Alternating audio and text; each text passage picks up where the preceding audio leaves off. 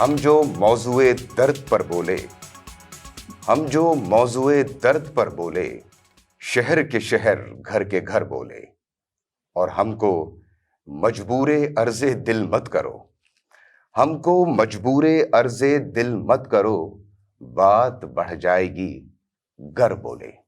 اور اہل حق کب کسی سے رکتے ہیں، اہل حق کب کسی سے رکتے ہیں، بولنے والے دار پر بولے۔ السلام علیکم، میں ہوں آپ کا میزبان اطہر رضوی، اور میرے ساتھ ہیں ام سلمہ، اور ہم آج 5 فروری یوم یکجہتی کشمیر کے اس موقع پر ہم موجود ہیں آپ کے لیے ایک اسپیشل خصوصی انٹرویو لے کر۔ معزز سامعین، آپ کو جیسا کہ ہم بتاتے چلیں کہ ریڈیو پر نیٹ ورک پر Suno F M radio network پر آپ ہمیں سنتے ہیں، اور اس وقت آپ ہمیں سنو ڈیجیٹل پر دیکھ بھی رہے ہیں۔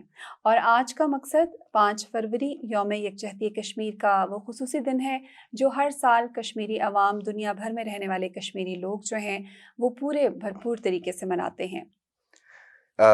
آج کے اس موقع پہ، 5 فروری کے موقع پہ، یقیناً 5 فروری ہم ہر سال اس عزم کی تجدید کے ساتھ مناتے ہیں کہ ہم اپنے کشمیری بھائیوں کی ہر سطح پر حمایت کریں گے، ان کی اخلاقی سطح پر اور خاص طور پہ سفارتی سطح پر۔ اور یوم یکجہتی کشمیر ہمارے لیے ایک بڑا تاریخ ساز دن ہے۔ یقیناً آج کے اس دن کے موقع پر سیاسی سطح پر، مذہبی جو تنظیم ہے ان کی سطح پر، اور خاص طور پہ میں ذکر کرنا چاہوں گا کہ سرکاری سطح پر بھی مختلف تقاریب جو ہیں منعقد کی جاتی ہیں۔ ہم یہ جاننا چاہتے ہیں آج کے اس انٹرویو کے توسط سے کہ یوم یکجہتی کشمیر یہ 5 فروری یہ کیا ہے، اس کے پیچھے کیا فلسفہ ہے، اور یہ ہمارے لیے باعث مسرت اور باعث فخر بات ہے کہ آج ہمیں ایک مرتبہ دوبارہ موقع دے رہے ہیں۔ ہم سب کے یہ ہر دل عزیز ہیں، کشمیر کی ایک چنگھاڑتی ہوئی آواز ہیں، اور اس آواز کو ہم گزشتہ تقریباً 4.5 پونے 5 سالوں سے مختلف ایوانوں میں دنیا کے بات کرتے ہوئے، گفتگو کرتے ہوئے دیکھ رہے ہیں اور سن رہے ہیں۔ ہمارے لیے باعث فخر اور باعث اعزاز بات ہے کہ صدر آزاد جموں کشمیر سردار مسعود صاحب ہمارے ساتھ موجود ہیں۔ السلام علیکم سر، آپ کو خوش آمدید کہتے ہیں۔ وعلیکم السلام۔ آپ سے آج ایک دفعہ دوبارہ یہ موقع مل رہا ہے، یہ سعادت حاصل ہو رہی ہے کہ ہم آپ سے کچھ سیکھیں اور آپ سے کچھ ہم سمجھنے کی کوشش کریں۔ میں بالکل ڈائریکٹ اپنے سوال پر آنا چاہوں گا، پروگرام کے بالکل اس آغاز میں، اس ابتدائیے میں۔ 5 فروری ہم ہر سال مناتے ہیں، یہ 5 فروری یوم یکجہتی کشمیر کا بنیادی طور پہ فلسفہ کیا ہے؟ سب سے پہلے تو میں آپ کا شکریہ ادا کرنا Thank چاہتا ہوں کہ آپ مجھ سے آج بات چیت کر رہے ہیں، اور دوسری یہ کہ اپنے تعارفی جملوں میں جس طریقے سے آپ نے میرا ذکر کیا اس کے لیے میں بے حد شکر گزار ہوں۔ دوسری بات یہ کہ آپ نے پوچھا کہ اس دن کا کیا مقصد ہے۔ دیکھیے، قاضی حسین احمد صاحب نے جو ہے 90 کی دہائی میں یہ اپیل کی تھی پہلی مرتبہ، اور اس کے بعد جو ہے تمام سیاسی جماعتوں نے، جو تمام سیاسی دھڑے جو تھے، اس کے علاوہ تمام سیاسی قوتیں جو ہیں، انہوں نے ان کی آواز پہ لبیک کہا، اور اب یہ ایک مضبوط روایت بن چکی ہے۔ یعنی یہ صرف جماعت اسلامی تک محدود نہیں ہے، بلکہ اس میں تمام سیاسی جماعتیں، حکومت، اپوزیشن، سب لوگ جو ہے اس میں شریک ہوتے ہیں، اور یہ ایک عوامی تحریک ہے۔ یہ بھی میں آپ کو بتاؤں کہ جب ہم یوم یکجہتی کشمیر مناتے ہیں تو وہ صرف آزاد کشمیر و پاکستان یا مقبوضہ جموں کشمیر میں نہیں منایا جاتا، کہ بلکہ دنیا بھر میں 100 سے زیادہ ممالک میں تقاریب منعقد ہوتی ہیں، مظاہرے ہوتے ہیں، مذاکرے ہوتے ہیں۔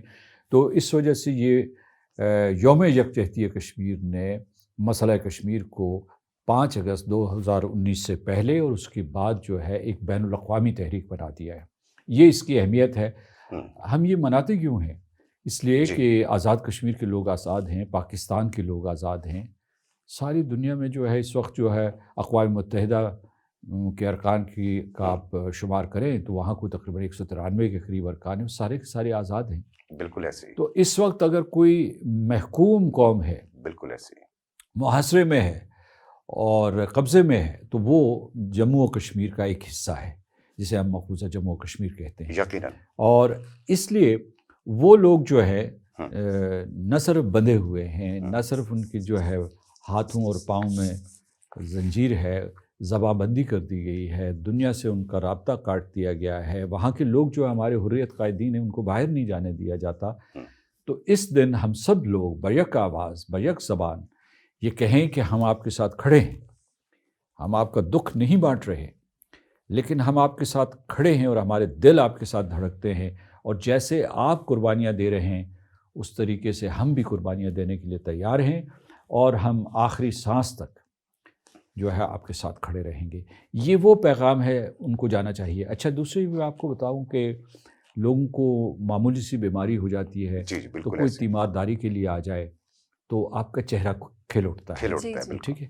اسی طریقے سے جو یہ تو میں نے عام بیماری کا ذکر کیا، جو کشمیر کے اوپر ایک قیامت ٹوٹی ہوئی ہے، ہندوستان نے اپنے ظلم و استبداد کی انتہا کر دی ہے، بے دریغ ظلم ہے۔ بہتر ہے۔ فسطائی قبضہ ہے، اور ہندوتوا کے یہ ماننے والے جو ہے مسلمانوں کو اپنا دشمن سمجھتے ہیں، ان کو صفحہ ہستی سے مٹانا چاہتے ہیں، ان سے ان کی زمین چھین رہے ہیں، ان کے نوجوانوں کو مار رہے ہیں، ان کی عورتوں کو بے آبرو کر رہے ہیں، جعلی مقابلوں میں لوگوں کو مار رہے ہیں۔ اللہ اکبر۔ اس وقت جب آپ ان کے ساتھ یکجہتی کرتے ہیں، آپ لائن آف کنٹرول جو ہے پار کر کے ان کا دفاع نہیں کر رہے، اور یہ ہے کہ یعنی یہاں اگر آزاد کشمیر اور پاکستان کے نوجوانوں سے پوچھے تو یہ نوجوانوں کیا کسی بھی عمر کے کسی شخص سے پوچھے تو وہ کہے گا کہ ہم لائن آف کنٹرول پار کر کے کشمیریوں کا دفاع کرنا چاہتے ہیں، لیکن وہ ایسا نہیں کر پا رہے۔ تو اس وقت اظہار یکجہتی کا موضوع ترین طریقہ یہ ہے کہ آپ ایک ایسا دن منائیں جو بین الاقوامی سطح پہ منائیں، تو یہ تاکہ ان کا حوصلہ بڑھے، ان کے زخم کے اوپر کوئی مرہم رکھ سکے، یہ ہے اس کا مقصد۔ بڑی خوبصورت آپ نے تفصیل بیان کی۔ جی، اور بالکل۔ سلمیٰ، میرے خیال میں آپ کچھ پوچھنا چاہ رہی جی، ہیں؟ میں آپ سے یہ پوچھنا چاہوں گی کہ کشمیریوں کو نہ تو ڈرایا جا سکتا ہے، نہ ہی دھمکایا جا سکتا ہے، اور یہ بات روز روشن کی طرح آیا ہے سب پر۔ اب اس کے لیے جو بھارت نے ایک نیا حربہ اختیار کیا کہ آبادی کا تناسب جو وہ تبدیل کر رہا ہے، اور جو اس نے ایک اپنی انتہائی مکارانہ سوچ کے ساتھ جو ایک حکمت عملی اپنائی ہے، اس کو کاؤنٹر کرنے کے لیے کیا حکمت عملی جو ہے وہ اپنائی گئی ہے؟ ظلم کی بھی ایک انتہا ہوتی ہے جی۔ اور برداشت کی بھی ایک انتہا ہوتی ہے۔ یہ میں آپ کو بتانا چاہتا ہوں۔ محکوم قوموں سے پوچھیے، جو نوآبادیاں تھیں ان سے پوچھیے، اور سفاک حکمرانوں کی تاریخ دیکھیے، اور اس کے علاوہ جو لوگ جو ہے ان کی سفاکیت کا نشانہ بنے ہیں ان سے پوچھیے، تاریخ کے اوراق گواہ ہیں۔ بالکل۔ میں یہ کہنا چاہتا ہوں کہ تمام مظالم کے باوجود آج تک کشمیری جو ہے ہر چیز برداشت کرتے رہے، اور ہندوستان نے ظلم کی ہر حد، ہر سیما پار کر دی ہے، ایسے ہی۔ لیکن اس کے باوجود کشمیریوں نے ہتھیار ڈالے ہیں، نہ وہ ان کے سامنے کسی طریقے سے انہوں نے گھٹنے ٹیکے ہیں، نہ تھکے ہیں، نہ ہارے ہیں۔ تو کہنے کا مطلب یہ کہ پہلے تو ان کو خراج تحسین پیش کریں جی بالکل، کہ آپ کتنی بڑی عظیم قوم ہیں۔ بالکل۔ لیکن اب جو حالیہ یلغار ہے وہ یہ ہے کہ وہ چاہتے ہیں کہ مقبوضہ جموں و کشمیر سے کشمیریوں کو، کشمیری مسلمانوں کو ختم کر دیا جائے، یعنی مطلب یہ ہے کہ قوم بدل دی جائے۔ ہندوستان نے جو ہے پچھلے 7 ڈیکیڈز میں ہر قسم کی کوشش کی، 7 دہائیوں میں ہر قسم کی کوشش کی کہ کسی طریقے سے کشمیر کو اپنا حصہ بنا دے، کیونکہ ان کا پہلا قبضہ ہی غیر قانونی تھا۔ تو انہوں نے کہا کہ اسے کوئی آئینی چابک دستی سے یا کسی طریقے سے اور جو ہے اسے ہندوستان کی ریاست کا حصہ بنا دیا جائے۔ اس میں جب وہ ناکام ہوئے، مطلب انہوں نے فاروق عبداللہ، ان کے والد شیخ عبداللہ، عمر عبداللہ، اس کے بعد محبوبہ مفتی، مفتی سعید، ان سب لوگوں کو ملایا کہ کسی طریقے سے ہندوستان کا حصہ بن جائے کشمیر، اور جب اس کوشش میں، اس ناپاک کوشش میں وہ ناکام ہوئے تو اس کے بعد انہوں نے یہ سوچا کہ جناب قوم ہی بدل دو، جی بالکل، قوم چرا لو۔ تو اس لیے وہ جو ہے یہ آباد کاری کر رہے ہیں وہاں، اور غیر قانونی آباد کاری کر رہے ہیں، اور سب سے زیادہ باعث تشویش امر یہ ہے کہ وہ اب تک 20 لاکھ لوگ پچھلے 6 مہینوں میں 20 لاکھ سے زیادہ لوگوں کو وہاں آباد کر چکے ہیں۔ وہاں پہ لوگوں کو درآمد کیا جا رہا ہے، ہم تو یہ کہیں گے یہ وہی طریقہ کار ہے جو کہ فلسطین میں اسرائیل نے اپنا طریقہ کار اپنایا ہے، اسی کے اوپر جو ہے وہ چل رہا ہے۔ بالکل درست ہے۔ تو اس کے لیے حکمت عملی کوئی؟ جی، آپ کا سوال جو تھا وہ حکمت عملی سے متعلق تھا، تو میں یہ کہوں گا کہ ایک تو یہ ہے کہ آزاد کشمیر پاکستان کے لوگ متحد ہو کر بین الاقوامی ایوانوں میں جائیں، یورپین پارلیمنٹ میں جائیں، ہاؤس آف کامنس میں جائیں، اس کے علاوہ جو ہے US کانگریس میں جائیں، مشرق وسطیٰ میں بھی جائیں، وہاں کے لوگ آپ کے ساتھ ہیں. اس کے بعد جنوب مشرقی ایشیا میں یا جہاں بھی مشرقی ایشیا میں آپ، یعنی یہ صرف یہ کہ میں سمجھتا ہوں کہ یہ صرف حکومت پاکستان کی یا دفتر خارجہ کی ذمہ داری نہیں ہے، یہ شہریوں کی ذمہ داری ہے جی جی بالکل. اور پارلیمنٹیرینز کی ذمہ داری ہے، جو ہمارے ارکان پارلیمنٹ ہیں، یہ ان کی ذمہ داری بنتی ہے. تو ہم ان تمام جگہوں پہ جائیں، دستک دیں، آواز بلند کریں اور یہ بتائیں کہ جناب ایک گھر جل رہا ہے، جی بالکل. ایک لوگ جل رہے ہیں، 1,40,00,000 لوگ جو ہے وہ جل رہے ہیں اور انہیں صفحہ ہستی سے مٹایا جا رہا ہے، ان کی نسل کشی کی جا رہی ہے، ان کی جینوسائڈ کیا جا رہا ہے. ایگزیکٹلی. ایک طریقہ. دوسرا طریقہ یہ ہے کہ میں نے یہ کہا ہے کہ جو اس وقت جو ہے جیو پالیٹکس ہے یا جو عالمی منظرنامہ ہے، اس کا فائدہ اٹھاتے ہوئے اور امریکہ کے ساتھ اپنے تعلقات کا فائدہ اٹھاتے ہوئے، اسٹریٹجک تعلقات کا، معاشی تعلقات کا فائدہ اٹھاتے ہوئے اور چین دشمنی کا پھریرہ لیے ہوئے یہ آگے بڑھ رہا ہے ہندوستان، تو وہ اس پردے میں انسانیت کے خلاف جرائم کا ارتکاب کر رہا ہے مقبوضہ جموں کشمیر. اس پردے کو چاک کیا جائے. کچھ چاک ہوا ہے. 5 اگست 2019 کے بعد یہ پردہ چاک ہوا ہے. دنیا نے دیکھا ہے، دنیا کے اخبارات ہیں، پارلیمنٹس ہیں، اس کے بعد جو بڑی بڑی شخصیات ہیں، ان سب نے کہا ہے کہ یہاں ظلم ہو رہا ہے. آپ نے اسے ملایا تھا فلسطین سے، میں اسے ملاؤں گا ہٹلر کی پالیسیوں سے، نازی پالیسیز جو تھی نازی جرمنی میں. اس میں یہ ہوا تھا کہ اس نے نورمبرگ لاز جو ہے، یہ 1933 کی بات ہے، اس وقت جو نورمبرگ لاز جو ہے انہیں نافذ کیا گیا 1933 کے بعد جو ہے. تو اس میں یہ کیا گیا کہ ان کو جو جرمنی کے شہری تھے، جو اقلیتیں تھیں، ان کو کہا یہ دوسرے درجے کے شہری ہیں اور جو ہے اس کے بعد صرف جرمن جو ہے وہ صحیح شہری ہیں. اور اس کے بعد ان کے کاروبار بند کیے، ان کا روزگار ختم کیا، ان کو کانسنٹریشن کیمپس میں ڈالا اور اس کے بعد ان کو جلا ڈالا یہ گیس چیمبرز. تو کہنے کا مطلب یہ ہے کہ ہندوستان نے کانسنٹریشن کیمپس بنائے ہوئے ہیں وہاں، اس میں نوجوان ڈالے ہوئے ہیں 13 سے 14 ہزار کے قریب. مقبوضہ جموں کشمیر میں بھی ہیں، ہندوستان کی جیلوں میں بھی ہیں. دوسری یہ ہے کہ اس میں انہوں نے یہ کیا ہوا ہے کہ ایک منظم طریقے سے ان لوگوں کو جو ہے ان سے کاروبار چھیننے، وہی طریقہ، یعنی یہ جو نیو ڈومیسائل رولز ہیں اور ان کے ساتھ جو منسلک دوسرے قوانین ہیں، اس کے ذریعے وہ یہ کر رہے ہیں کہ ان سے ان کا روزگار کا حق، ان کی نوکریاں، ان کی زمین، ان کے کاروبار سب چھین رہے ہیں. تو اس لیے ہمیں جو ہے اسے ایک بین الاقوامی تحریک بنانا چاہیے، عوامی تحریک بنانا چاہیے. کیونکہ میں آپ کو بتاؤں کہ جرم جو ہے یہ بین الاقوامی جرم ہے. صرف جو ہے یہ کشمیر تک محدود نہیں ہے، جنوبی ایشیا تک محدود نہیں ہے. جرائم اتنے سنگین ہیں کہ ان کی جواب دہی ہونی چاہیے اور ہندوستان کو کٹہرے میں کھڑا کرنا چاہیے.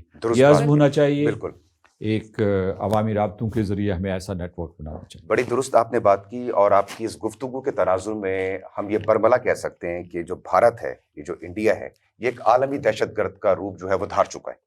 اور اس کے جو ہندتوا نظریے تھے، ان کی جو اسٹریٹجی تھی، اس کی آڑ میں یہ خود پھنستے ہوئے کس طرح دکھائی دے رہے ہیں. اس وقت پوری دنیا وہ تماشا دیکھ رہی ہے. میں اس کے اوپر بھی آؤں گا. آپ کی جتنی کوششیں ہیں خاص طور پہ کشمیر کے حوالے سے، وہ چاہے عالمی سطح پر آپ کی کوشش ہو یا لوکل سطح پہ کوشش ہو، اس کے تناظر میں ایک مختصر سا فقرہ مجھے یاد آ رہا ہے، آپ کی خدمت میں پیش کرنا چاہوں گا. وہ کہتے ہیں نا کہ نہ ڈگمگائے کبھی ہم وفا کے رستے میں، نہ ڈگمگائے کبھی ہم وفا کے رستے میں، چراغ ہم نے جلائے ہوا کے رستے میں. واہ سبحان اللہ. اور کسے لگائے گلے کہاں کہاں ٹھہرے، ہزار غنچہ گل ہیں صبا کے رستے میں. یہ نفرتوں کی فصیلیں جہالتوں کے حصار، واہ، یہ نفرتوں کی فصیلیں جہالتوں کے حصار، نہ رہ سکیں گے ہماری صدا کے رستے میں. واہ. میں بہت شکریہ آپ کا. بھارت ہمیشہ سے ہم نے یہ دیکھا ہے کہ مسئلہ کشمیر کو عالمی ایوانوں سے باہر نکالنے کی کوشش کرتا رہا ہے. ہمیشہ اس کی یہ کوشش رہی ہے کہ وہ مسئلہ کشمیر کو عالمی ایوانوں سے کسی طرح باہر کر دے.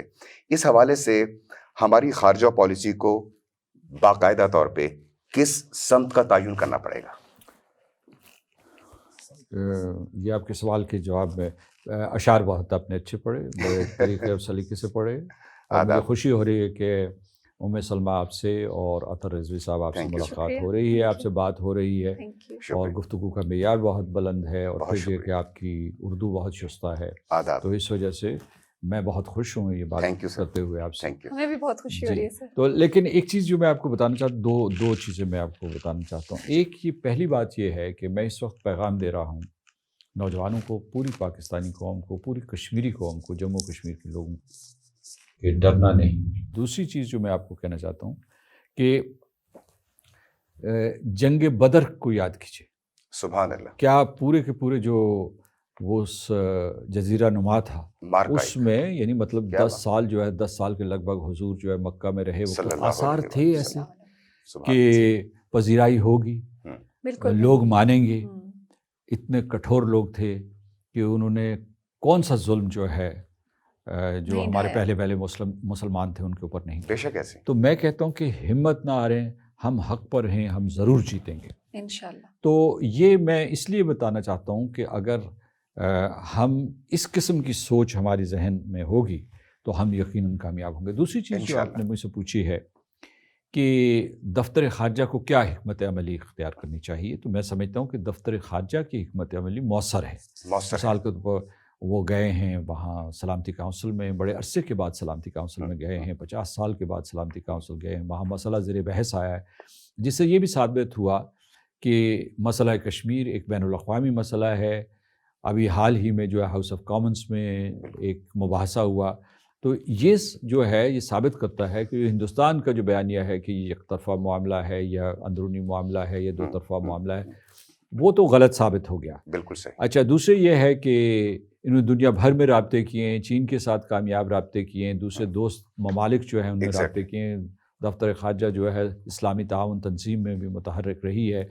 جو ہیومن رائٹس کونسل میں بھی جو ہے ہمارے رابطے تیز تر ہوئے ہیں اور کچھ کامیابیاں ہوئی ہیں. جو غیر حکومتی یا تنظیمیں ہیں یا حقوق انسانی کی تنظیمیں، ان کے ساتھ رابطے دفتر خارجہ نے کیے ہیں.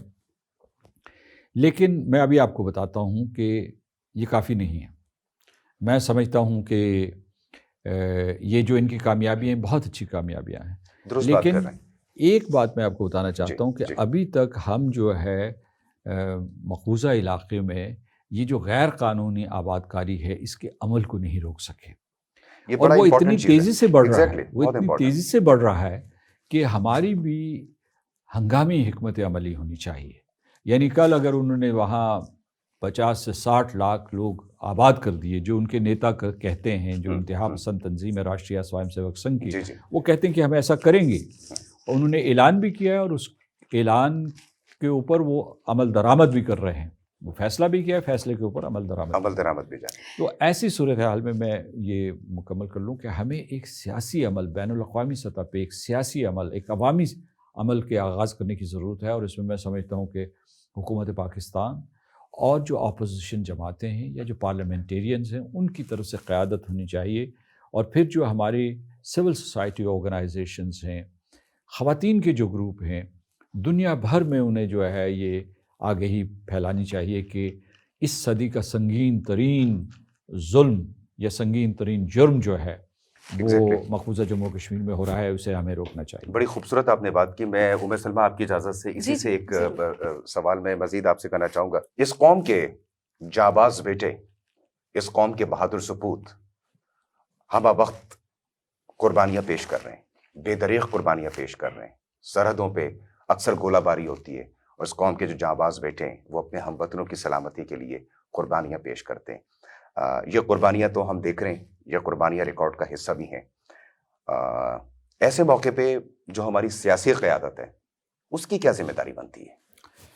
دیکھیے، افواج پاکستان دنیا بھر کی افواج میں صف اول میں کھڑی ہے اور مضبوط ترین افواج میں شامل کیا جاتا ہے اسے، یہ ذہن میں رکھیے گا.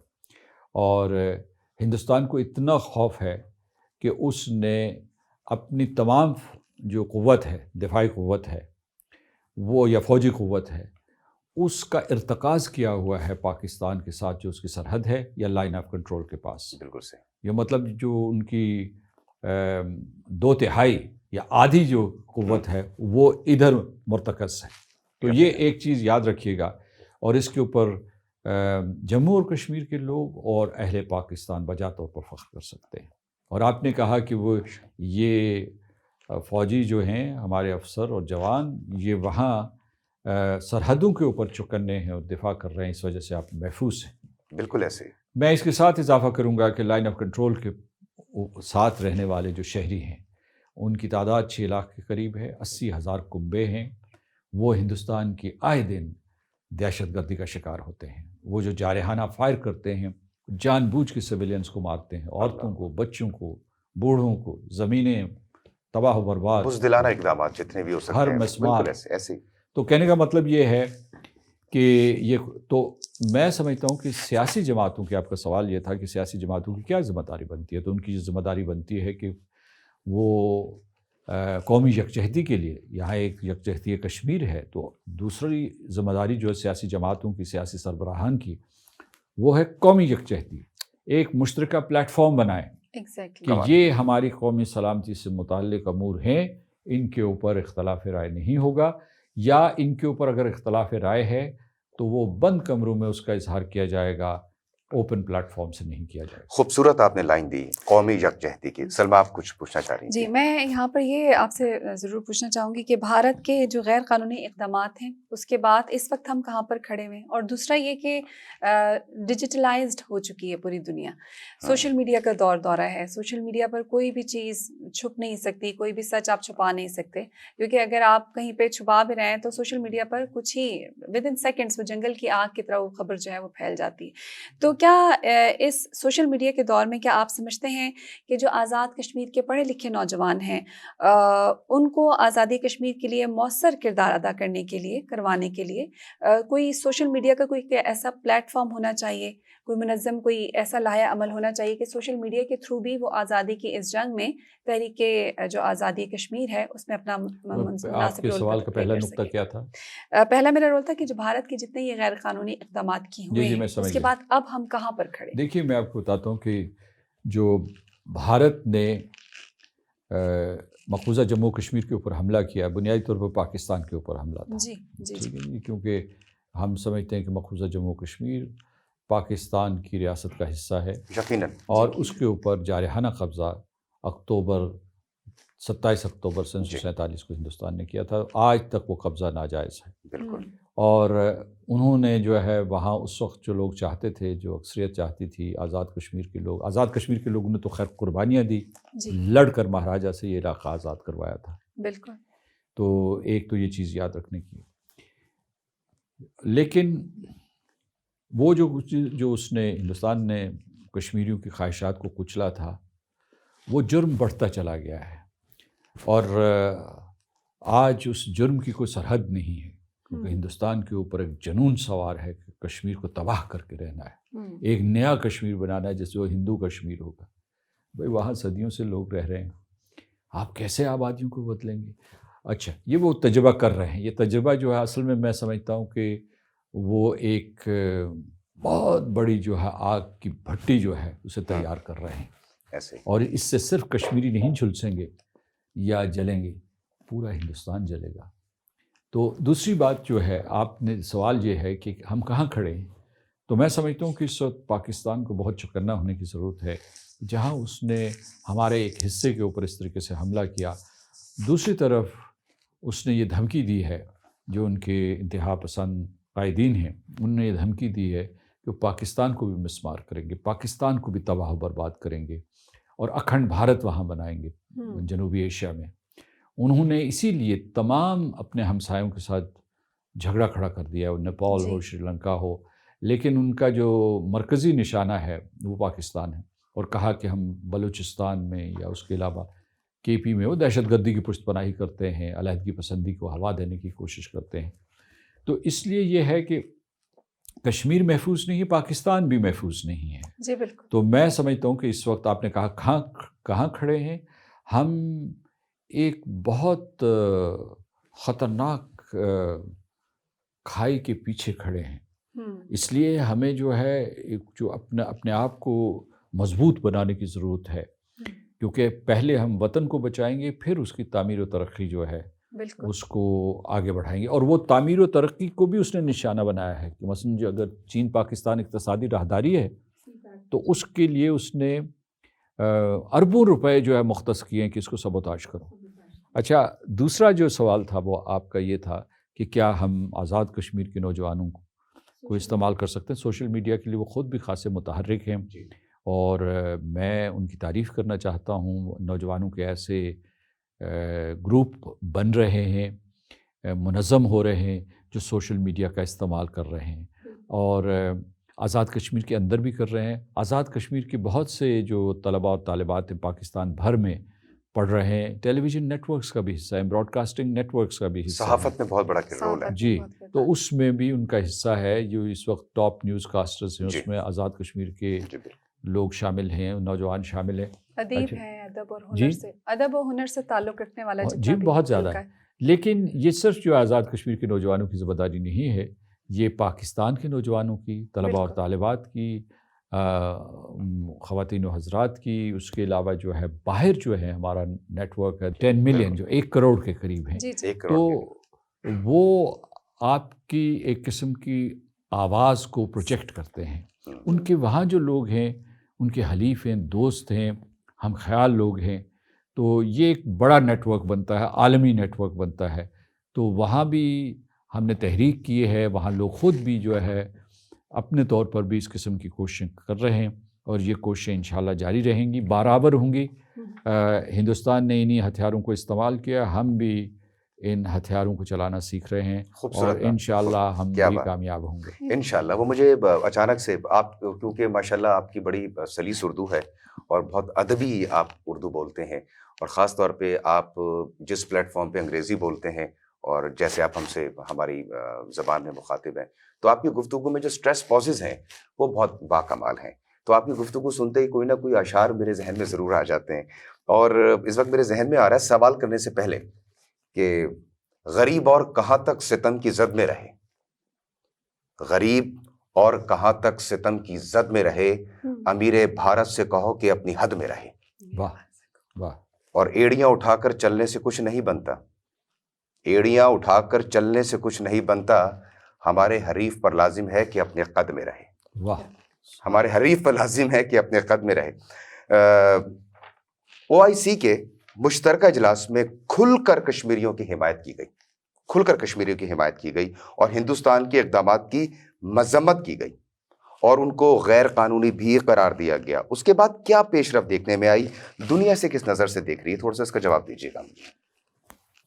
جو نیامی میں اسلامی تعاون تنظیم کی وزارتی کانفرنس ہوئی تھی، اس سے ہندوستان کا یہ پروپیگنڈا مسترد ہوا. اس نے کہا تھا کہ جی جب ہم وہ اس وزارتی کانفرنس کے لیے جا رہے تھے تو اس نے پروپیگنڈا یہ کیا کہ جی مسئلہ کشمیر کو OIC کے ایجنڈے سے خارج کر دیا گیا ہے. تو ان کو منہ کی کھانی پڑی کیونکہ چند ہی روز کے بعد جو ہے OIC نے مضبوط ترین قرارداد پاس کی اور اس میں ہندوستان کے ایک ایک جرم کو گنوایا اور اس کی مذمت کی، شدید مذمت کی.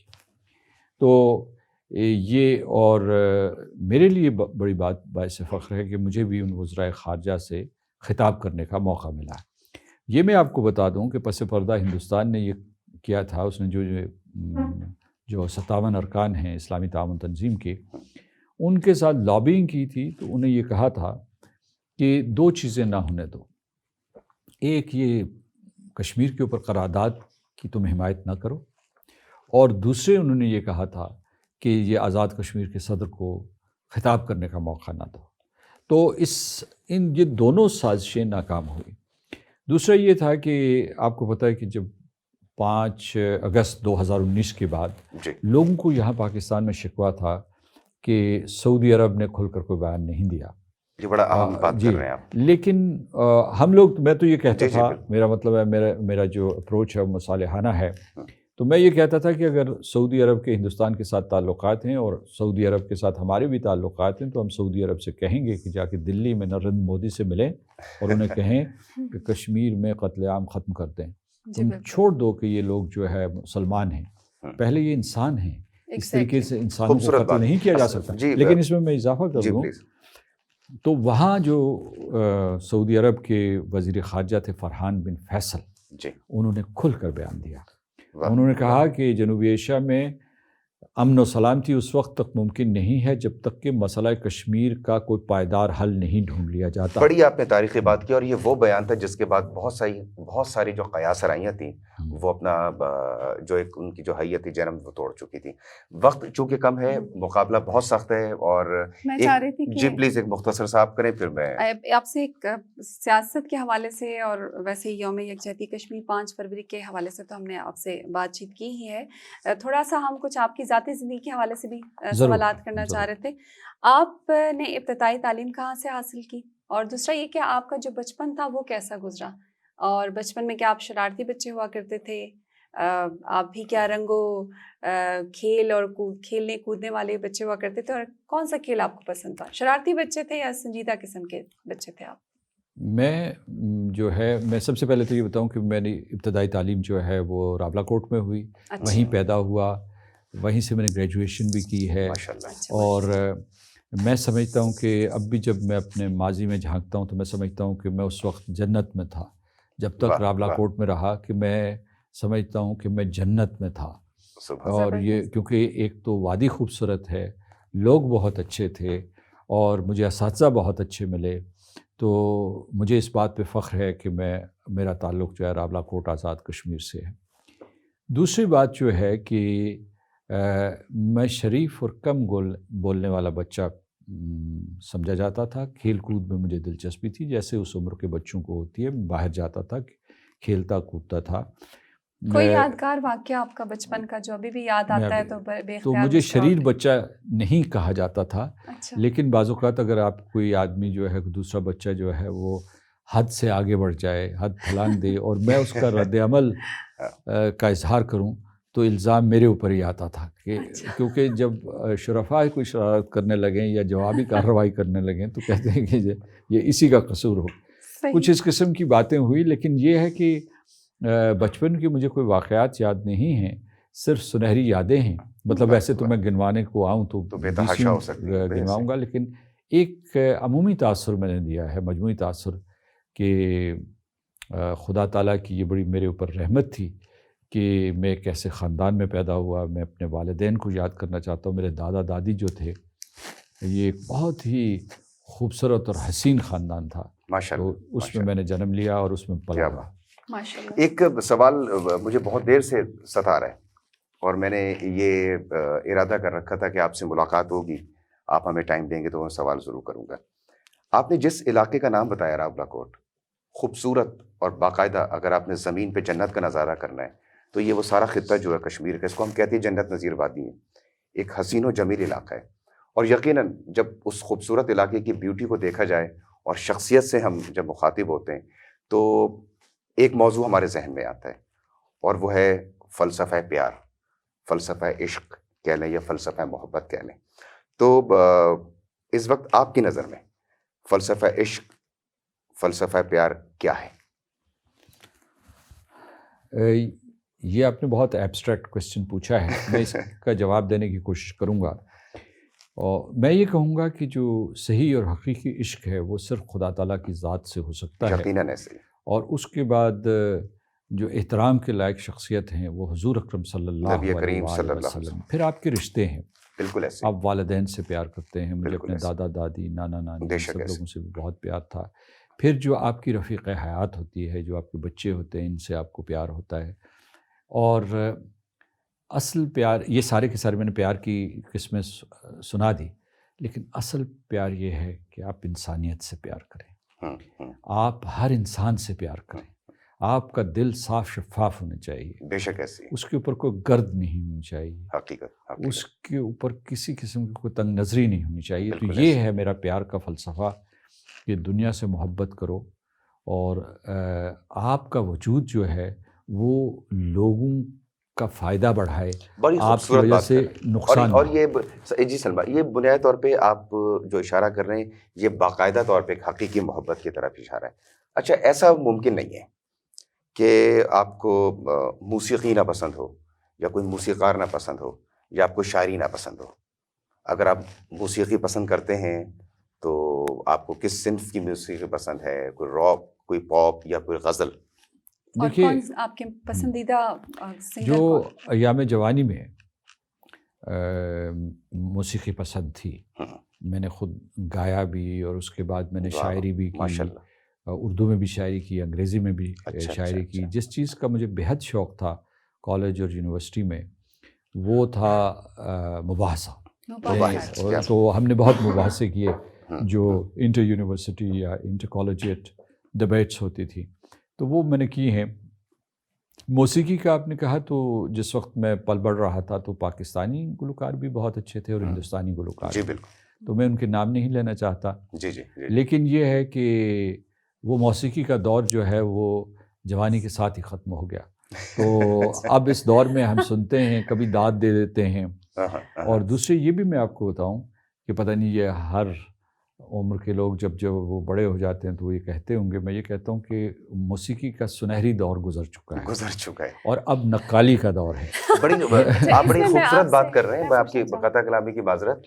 وہ اکثر کہا کرتے تھے کہ اس دور کے اندر ایک مختصر آلات موسیقی سے خوبصورت دھنیں ترتیب دی جاتی تھی جو آج بھی ہمارے ذہن و گما میں رقص کرتی ہیں۔ یہاں پہ میں آپ سے یہ ضرور پوچھنا چاہوں گی ایک کہ چھوٹا سا میں ان کو آواز دے دوں، اس وقت جو ہے اعلیٰ ادب اور اعلیٰ خیالات، اور اس کے بعد جو ہے بہت ہی نستعلیق شاعری اور موسیقی کا ایک ملاپ تھا۔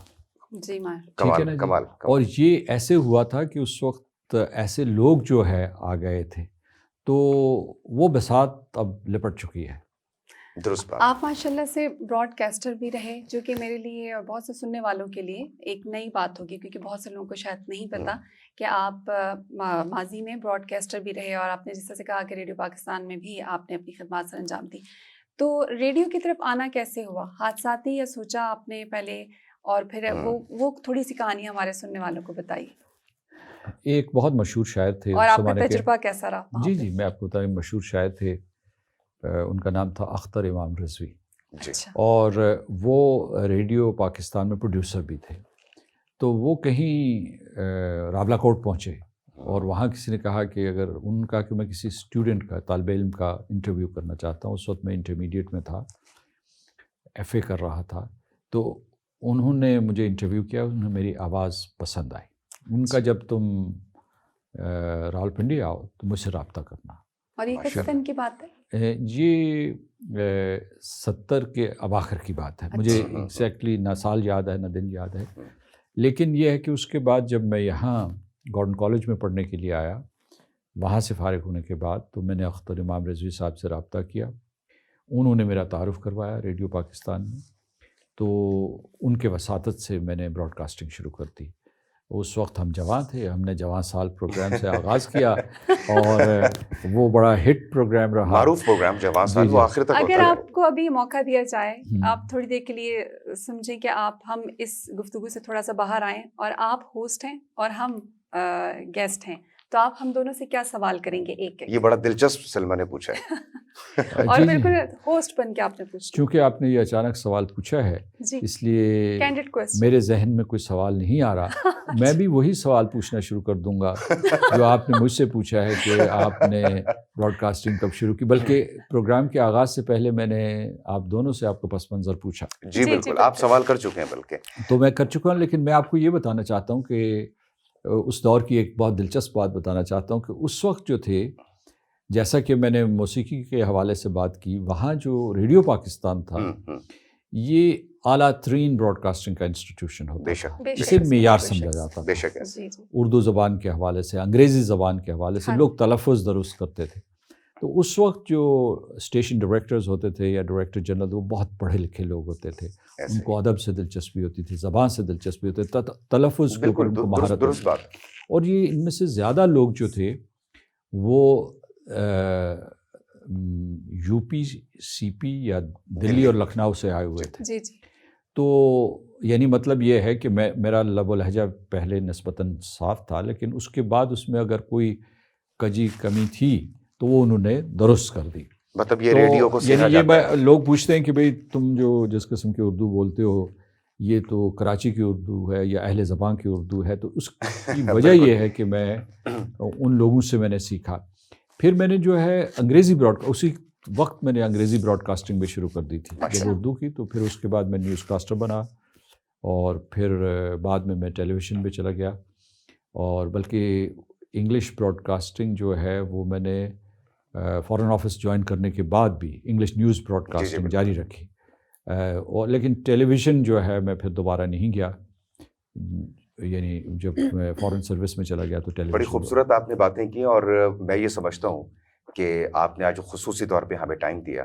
سنو F M radio network, اور خاص طور پہ سنو ایف ایم، پہلے ایک دور میں ریڈیو سنا جاتا تھا، لیکن یہ سنو ایف ایم نے آ کے جو ہے یہ روایت اور ریت پیدا کی کہ اب ریڈیو جو ہے وہ دیکھا بھی جا رہا ہے. اب سنو ڈیجیٹل کے ذریعے آپ ہمیں دیکھ بھی سکتے ہیں، اور سنو ایف ایم ہماری جو فریکوینسی 89.4 یا 96 ریڈیو نیٹ ورک، اس پہ سنا بھی جا سکتا ہے. بہت شکریہ آپ کا، تھینک یو ویری مچ. مجھے موقع دیجیے تھوڑا سا. میں بےحد متاثر ہوا ہوں جو سنو ایف ایم کی پوری ٹیم ہے. بہت شکریہ. آپ کا جو ویژن ہے، جو مشن ہے، جس طریقے سے آپ قومی بیانیے کو آگے بڑھاتے ہیں، بہت شکریہ. اور جس طریقے سے نوجوانوں میں آپ اعتماد سازی کرتے ہیں، اس کے لیے میں آپ کو مبارکباد دیتا ہوں، اور اس خواہش کا اظہار کرتا ہوں کہ آپ کو مزید کامیابیاں نصیب ہوں. آمین. سر، جاتے جاتے آپ کا ایک پیغام یوم یکجہتی کشمیر 5 فروری کے حوالے سے اہل کشمیر کو آپ کیا پیغام دیں گے؟ دیکھنے اور سننے والوں کو. جی، ان کو میں 3-4 پیغامات دینا چاہتا ہوں. ضرور. ایک یہ کہ آزاد کشمیر کے لوگ، پاکستان کے لوگ، دنیا بھر میں پاکستانی اور کشمیری، اور ان کے ہم نوا اور ان کے ہم خیال آپ کے ساتھ کھڑے ہیں. آپ ایک مشکل ترین دور سے گزر رہے ہیں، لیکن ہم آپ کے دست و بازو ہیں. ہم آپ کی آواز دنیا کے ایوانوں میں پہنچائیں گے. اور یہ جب میں کہہ رہا ہوں تو یہ صرف آپ کو تسلی دینے کے لیے نہیں کہہ رہا. جب ہم آپ کو اس طریقے سے تڑپتے ہوئے دیکھتے ہیں تو ہمارے دلوں سے بھی خون رستا ہے. یعنی یہ میں آپ کو بتانا چاہتا ہوں کہ ہم آپ کے ساتھ کھڑے ہیں. دوسرا پیغام میرا یہ ہے کہ جو نریندر مودی کو ہم یہ بتانا چاہتے ہیں، یہ چتونی دینا چاہتے ہیں، یہ وارننگ دینا چاہتے ہیں کہ اتنا ظلم کرو جتنا کہ برداشت کر سکو. یہ مت سمجھو کہ کشمیری بے دست و پا ہیں اور پاکستان کچھ نہیں کر سکتا اور مسلمانان ہند کچھ نہیں کر سکتے. یہ میں آپ کو بتاؤں کہ ہم لوگ جو ہے غیور بہادر قوم ہے. اگر ہم سفارتی ذرائع کا ذکر کر رہے ہیں اور سیاسی عمل کا ذکر کر رہے ہیں تو یہ ہماری کمزوری نہیں ہے، یہ ہماری اخلاقی برتری ہے. لیکن ہم حساب ضرور لیں گے، تاریخ ان سے حساب لے گی، اور نفرت کے اس فلسفے کو ہم شکست دے کے رہیں گے. خوبصورت بات. ایک میرا آخری پیغام جو ہے اسی یوم یکجہتی کشمیر کے حوالے سے کہ اتنے سنگین جرائم کا ارتکاب ہو رہا ہے اور دنیا کی طاقتور اقوام اور سلامتی کونسل نے وہ کردار ادا نہیں کیا جو اسے کرنا چاہیے تھا. یعنی جو میں سمجھتا ہوں کہ 5 اگست 2019 کے ابتدائی اقدامات کے بعد ہی سلامتی کونسل کو متحرک ہو جانا چاہیے تھا. بالکل. لیکن ہم نے وہاں اس قسم کی کوئی سرگرمی نہیں دیکھی جس سے کشمیریوں کو اس بڑھتے ہوئے ظلم سے بچایا جا سکے. میں انہیں یہ بتانا چاہتا ہوں کہ اگر انہوں نے کشمیر میں انصاف کی خاطر قدم نہ اٹھائے تو یہ جو عالمی نظام ہے یہ منہدم ہو جائے گا. اور اسے اگر انہوں نے بچانا ہے تو کشمیر میں، مقبوضہ جموں و کشمیر میں جو انصاف کے تقاضے انہیں پورے کرنے ہوں گے. آپ کا بہت خوبصورت اور ایک جامع پیغام جو ہے ہمارے سننے اور دیکھنے والوں تک پہنچا. اور سلمہ، میں تو یہ برملا کہہ سکتا ہوں کہ آپ نے آج تک جتنے انٹرویوز کیے ہوں گے اور آج تک جتنے میں نے انٹرویوز کیے، یہ ہمارے جتنا بھی کریئر ہے اس کا یہ ایک بہترین انٹرویو ہے، اور یقیناً یہ ہمارے ایک ریکارڈ کا حصہ بھی ہے. سر، آپ کی ذرا نوازی، بہت شکریہ آپ کا. آپ بہت مصروف تھے، اس کے باوجود آپ نے سنو ایف ایم کے لیے ٹائم نکالا، وقت نکالا. اور آخر میں صرف یہی کہنا چاہوں گا، کیونکہ وقت ہمارے پاس کم ہے، کہ اگر سانسیں رہیں ساتھ اور اس ننھی منی سی زندگانی نے ایک مرتبہ دوبارہ وفا کی تو انشاءاللہ دوبارہ آپ سے ملاقات ہوگی اور اسی طرح کی خصوصی ملاقات ہوگی. اپنے میزبان آواز پاکستان اطہر رضوی کو دیجیے اجازت. جی اور سلمیٰ. ام سلمیٰ کو بھی دیجیے اجازت. سنو FM ریڈیو نیٹ ورک پہ آپ ہمیں سن رہے ہیں اور سنو ڈیجیٹل پر آپ ہمیں دیکھ دیکھ رہے ہیں. السلام علیکم.